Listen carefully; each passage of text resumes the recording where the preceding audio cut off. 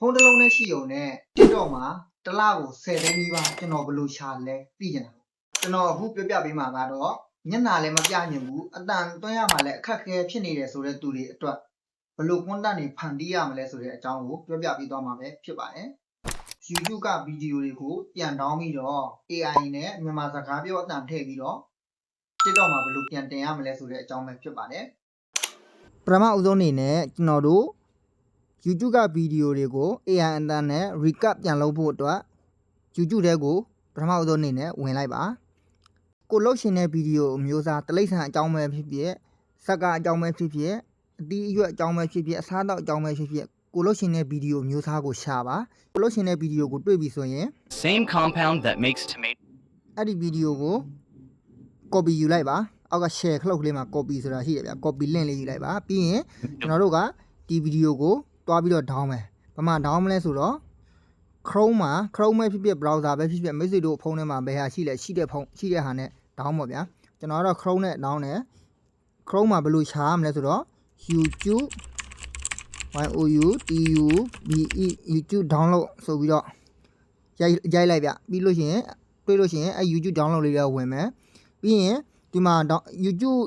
download ဆွဲတဲ့ website တွေအများကြီးပဲရှိတယ်ကျွန်တော်ကတော့ဒီအပေါ်က YT down ဆိုတဲ့ website နဲ့ပဲ down ပါတယ်ကျန်တဲ့ဟာတွေကအရင်အဆင်မပြေလို့ပေါ့ပြီးရင်အဲ့ဒီ YT down ဆိုတဲ့ website လေးတွေကိုဝင်မယ်ပြီးရင်ကျွန်တော်တို့ခုနက copy ယူလာတဲ့ဗီဒီယိုလေးကိုဒီမှာ ပတ်ချလိုက်မယ်ပြီးတာနဲ့အောက်က download လေးကိုနှိပ်လိုက်မယ်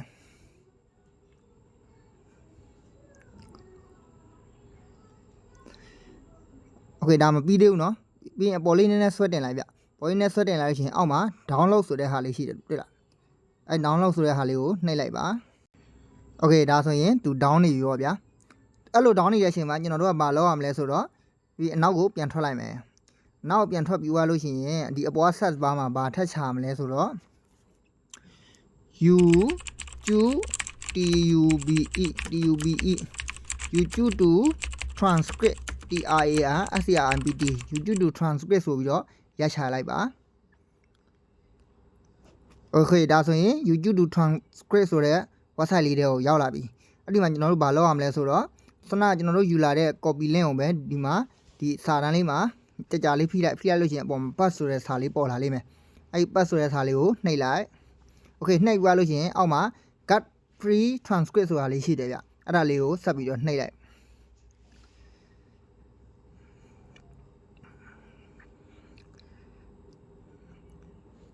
โอเคဒါဆိုရင်ကျွန်တော်တို့သူဗီဒီယိုထဲမှာပြောထားတဲ့အကြောင်းအရာအားလုံးကိုစာအဖြစ်ကျွန်တော်တို့ပြောင်းလဲလိုက်ပြီပဲဖြစ်ပါတယ်ပြီးရင်အမှာစာတွေပေါ်လာပြီဗျအဲ့စာတွေကိုကျွန်တော်တို့ copy ယူမယ်ဒီပေါ်မှာ copy ဆိုတဲ့ cloud လေးရှိတယ်โอเคအဲ့ဒါလေးကိုနှိပ်လိုက်ပါပြီးပြီဆိုရင်ကျွန်တော်တို့ကဘယ်ကိုသွားမလဲဆိုတော့ chat GPT ကိုတွားမယ် chat GPT ထဲမှာဆွမ်းနာကျွန်တော်တို့ copy ယူလာတဲ့စာကလေးကိုနှိပ်ထည့်လိုက်ပြီးသွားလို့ရှိရင်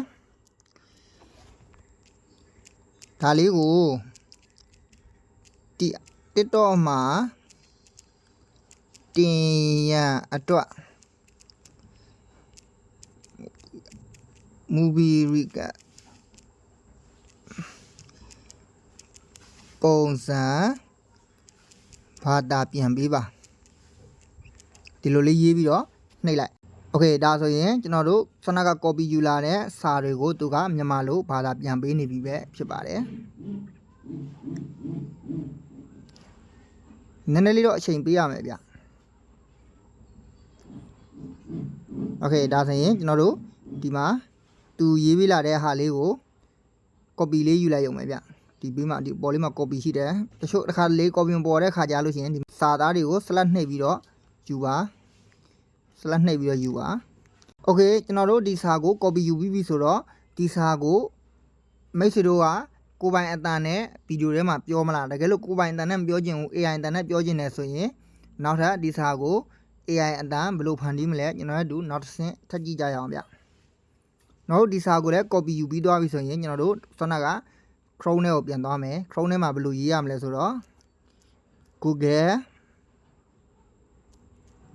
Google AI Studio လို့ရိုက်ချလိုက်ဗျ Google AI Studio လို့ရိုက်ချလိုက်ပါပြီးတော့လို့ရှိရင်ဒီမှာ ဒီအပေါ်လေးနဲ့ဆွဲတင်လိုက်ဒီမှာ Google AI Studio ဆိုတဲ့ website လေးပေါ်လာလိမ့်မယ်အဲ့ဒါလေးကိုနှိပ်လိုက်ပါ Okay ကျွန်တော်စီမှာတော့ကျွန်တော်ကအမြဲသုံးနေကြမလို့ဒီအတိုင်းတန်းပေါ်တယ်ဗျမိတ်ဆွေတို့ရှိမှာတော့ဒီတိုင်းပေါ်မှာမဟုတ်ဘူးနဲ့ထင်တယ်မိတ်ဆွေတို့စီမှာဆိုရင်တခြားပုံစံပေါ်လာလို့ရှိရင်အပေါ်ထောင်းလေးမှာ gas stack ကိုနှိပ်လိုက်ဗျ gas stack ကိုနှိပ်ပြီးတော့ gas stack ကိုနှိပ်ပြီးနောက်ဆက်မှာဆွဲတင်ပြီးတော့ touch to speed ဆိုတဲ့ဟာလေးကိုနှိပ်လိုက်ဗျ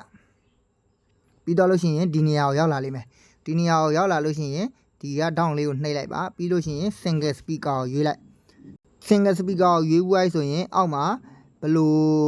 အတန်နဲ့ပြောမလဲဥမာယောက်ျားအတန်ရှိတယ်မိန်းမအတန်ရှိတယ် Got a project in mind? ကျွန်တော်ကတော့ဒီပေါ်မှာအပေါ်ဆုံးကအတန်နဲ့ Ready to build something awesome today? ကျွန်တော်ထားလိုက်မယ်နော်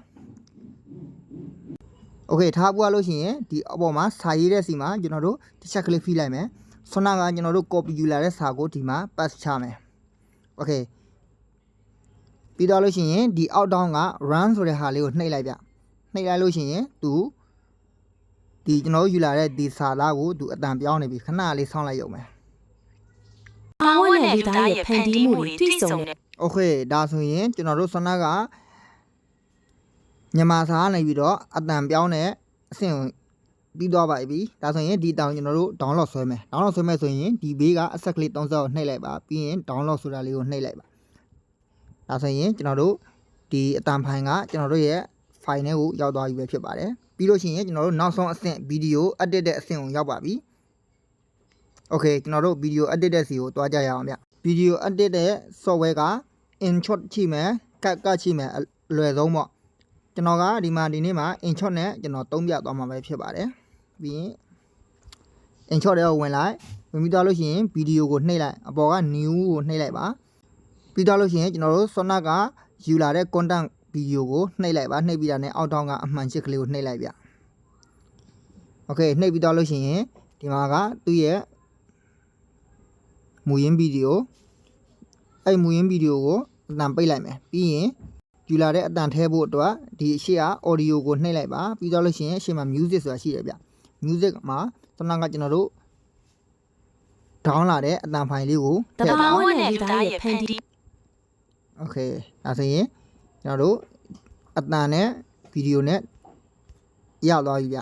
Okay ဒါဆိုရင်ကျွန်တော်တို့အတန်လဲရပြီဗီဒီယိုလဲရပြီကျန်တဲ့ edit တဲ့အပိုင်းကိုတော့ဘယ်လို copyright လွတ်အောင် edit ရမလဲဘယ်လို